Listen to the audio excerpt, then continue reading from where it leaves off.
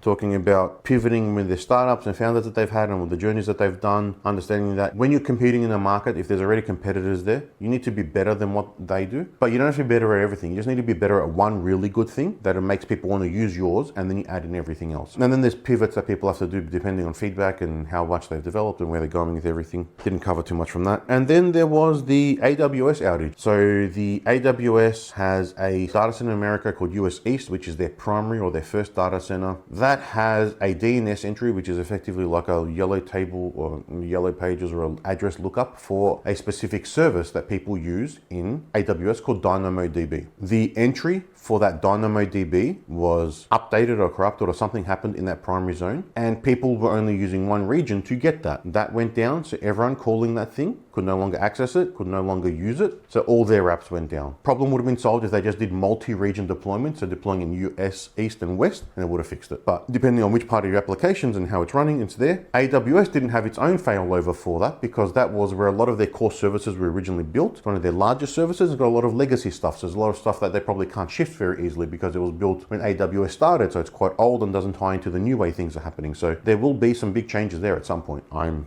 guarantee it.